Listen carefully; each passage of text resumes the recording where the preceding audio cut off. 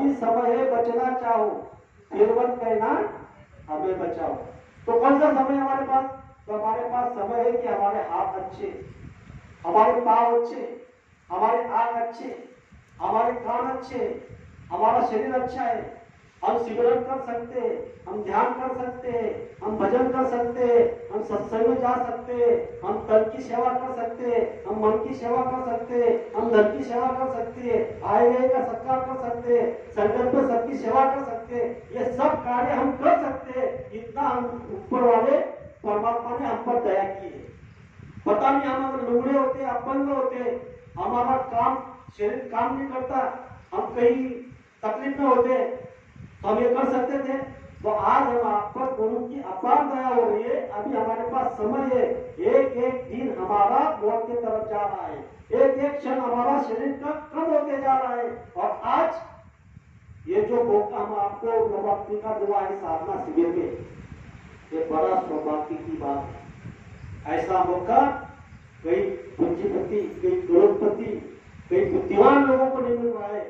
वो चीज हमको गुरु महाराज यहाँ पर हमसे करवा रहे हैं। ये साधारण बात नहीं है। हमारे पता नहीं कितने जन्मों के कर्म यहाँ पे गुरु महाराज नष्ट करा रहे। क्योंकि यहाँ पर कहा गया है कि मोटे बंधन जगत के गुरु भक्ति से का, जिन्हें बंधन चित्त के कटे नाम प्रथा। कितने युगों के हमारे ऊपर में कर्मों का अंबार जो आत्मा पर लदा हुआ है, और वो धीरे धीरे धीरे धीरे गुरु महाराज उसको साफ कर रहे हैं। हम सबकी साधना बन रही है। हम आप लोग ये मत सोचो कि हमारी साधना नहीं बन रही, क्योंकि जब हमारा चेहरा हम आईना के सामने देखते हैं, आईना मतलब आरसा, आरसा पर जब गजनी होती है तो हमारा चेहरा साफ नहीं दिखता। साफ कब दिखेगा? जब हम उसको साफ करेंगे, धीरे धीरे धीरे धीरे साफ करेंगे, जब साफ हो जाएगा तब हमारा चेहरा स्पष्ट दिखते हो जाएगा। तो कई अंबार की गजनी लगी हुई है। इस पर भी गुरु महाराज ने कहा कि हमारी जो माता बहन है हर दिन घर में झाड़ू लगाती है। अगर आपने 2 दिन 4 दिन 5 दिन 8 दिन अगर घर में झाड़ू नहीं लगाया तो क्या होगा? अपने घर में गंदगी आ जाएगी। जब वो गंदगी आ जाएगी तो साफ करने में आपको बड़ी तकलीफ होती है। तो युगों से यहाँ पर जो आत्मा उतारी गई है, हर योनि में इसने जन्म लिया, मरे जन्म लिया, लक्ष्य 84 योनि में जन्म लेते मरते हुए भी बाद में हमको हमारा पुण्य इकट्ठा हुआ, तब तो ये मानव का शरीर मिला। अब ये मानव का शरीर भी मिला तो हमको कब गुरु महाराज मिले? कितने दिन हो गए? किसी को 20 साल, किसी को 25 साल उम्र की, किसी को 40 साल में मिले।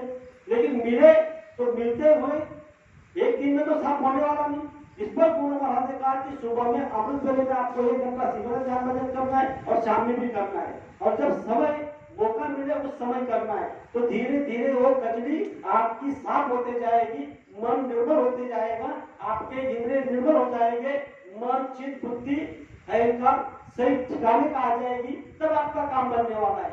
इसीलिए तो गुरु महाराज ने कहा मन जाता तो जाने दे, मत जाने दे शरीर को तो दूर करा। फिर गुरु महाराज कहते मार मन डालो, इंद्रिय रोग द्वारा मन को मारना है। फिर गुरु महाराज ने कहा जिन्होंने मार मन डाला उसी को सुरमा कहना। सुरमा किसको कहना? मन मार डाला। आज आप जो कार्य कर रहे हो तो मन मारने का कार्य कर रहे हो, मन को आप रोक रहे हो। आप जो चीजें बाहर की संसार की चीज को छोड़ के ये आध्यात्मिक चीज इसको पकड़ के जो कार्य कर रहे हो, ये साधारण बात नहीं, ये बहुत ऊंची बात है। आपको जब यहाँ से हमारी जीवात्मा ऊपर जाएगी, हमारा समय पूरा हो जाएगा, सांस की कुंजी खत्म हो जाएगी, जब धर्मदाय के सामने हमारी भीड़, जो हमारी रील जन्म से लेकर मरते तक जब दिखाई जाएगी, तो चित्रगुप्त हमारी चौपड़ी पढ़ेंगे, उस समय हमारे आंखों से आंसू आएंगे। अरे हमने तो बहुत समय व्यर्थ गवा दिया, हमने तो यही काम करना चाहिए था, मानव शरीर हमको इसलिए नहीं मिला है।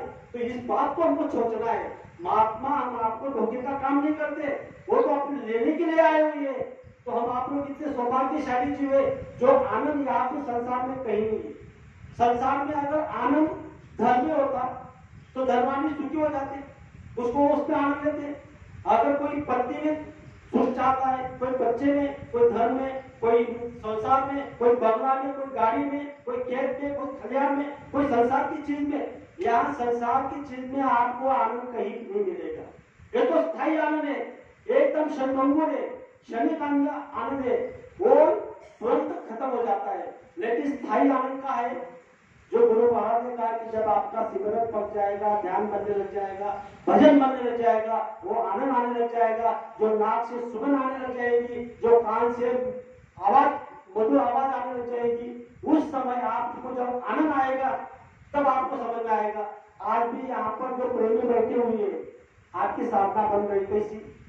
आपने कभी मीठा तो खाया नहीं होता, लेकिन जब आप साधना में बैठते हो उस समय अमृत का एक एक बूंद आपके जिह्वा तक आ जाता है। जब आप साधना से उठते हो तो मिठास आने लग जाती है। वो कहां से आती है? अमृत कासे से आती है, क्योंकि त्रिपुटी ऊपर भ्रुकुटी पासा, भ्रुकुटी ऊपर अमृत कासा, पिए कोई संत दरासा।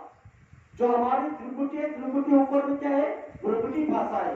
जब भ्रुकुटी भाषा के ऊपर क्या है? अमृत कासा है। हर आदमी के ऊपर में अमृत कासा है। वहां से जब कोई थोड़ा थोड़ा होता है वो संत जैसा हो जाता है। ऐसी स्थिति हर आदमी की आ रही है और आती भी है, लेकिन हमको समझ में नहीं आती। तो हम आपको इस बात को सोचना है। हम इतने सौभाग्यशाली जीव है कि हमको सच्चा महात्मा बाबा जय गुरु जी महाराज मिले।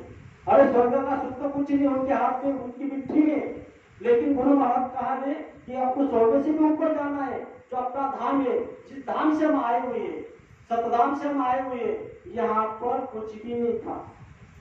इस जगत में इस स्थावर में कुछ भी नहीं था। न पृथ्वी थी, ना जल था, ना अग्नि था, ना वायु था, ना आकाश था, ना ये सब मंडल थे, ना ईश्वर का धाम, ना ब्रह्म का धाम, ना पार ब्रह्म का धाम, ना महाकाल का धाम, ना सतपुरुष का धाम, ना अलग, ना अगम अनामी पुरुष करता थे। बाबा जय गुरु जी महाराज ने अपने मुखाग्नि से सत्संग में सुनाया। जो अनामी महापुरुष करता थे, उनके मुखाग्नि से एक आवाज निकली, एक हिल्लोल निकली, एक आवाज, मतलब आज तक किसी एटम बम की आवाज नहीं। उस आवाज से यहाँ पर 16 सूत्र निकले, 16 मंडल भी कहते हैं। तो 16 मंडलों में से 12 गुप्त है और 4 प्रकट हुई है। वो भी हम आपको गुरु महाराज ने समझाया। जो अलग अगम अनामी है, ये एक ही रूप की धार है और सत्पुरुष से जीवात्माएं उतारी गई है। जब सत्पुरुष से जीवात्मा उतारी गई तो उस समय में धीरे धीरे कई युगों तक, कई मुद्दत तक वहां से सत्संग से महाकाल पुरुष तक उसके धाम में उतारी गई और कई मुद्दत तक फिर पार ब्रह्म की इसमें उतारी गई, फिर कई मुद्दत तक फिर ब्रह्म के धाम में उतारी गई, फिर ईश्वर के धाम में। जब ईश्वर ने तपस्या की, तपस्या करने के बाद में वो अनामी महाप्रभु खुश हुए तो उनको एक जीवों का भंडार दे दिया। कितना दिया? एक बूंद का पसारा, सिर्फ एक बूंद। ये जो पूरे लोक में यहाँ पर जितने जीव है, 184 में एक बूंद का पसारा है। तो एक बूंद का पसारा यहाँ पर दिया गया। तो जब जीवात्मा उतारी गई तो उनमें इतनी पावर थी, इतनी शक्ति थी, जो ईश्वर के पास में इतनी पावर में इतना प्रकाश थे, इतनी प्रकाश पर, जो ब्रह्म के पास में प्रकाश थे, जो पार ब्रह्म के पास में प्रकाश थे, जो महाकाल के पास में प्रकाश थे, इतना प्रकाश अपनी आत्मा के पास थी। लेकिन क्या हुआ? जब उतरते उतरते उतरते जब पार ब्रह्म के इसमें स्थान पे आ गई तो उसपे पार ब्रह्म के पास में जाकर जो ब्रह्म की इसमें आई तो ऊपर से एक पर्दा पड़ गया। वो कौन सा पर्दा पड़ गया?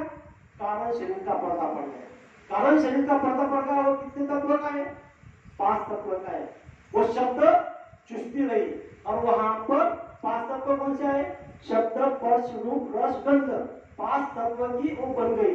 फिर उसके बाद में कई मुद्दत के बाद फिर ब्रह्म से ब्रह्म तक आ गई। फिर वहां ब्रह्म से जो ईश्वर का धाम है वहां उतारी गई, वहां पर और एक पर्दा पड़ गया।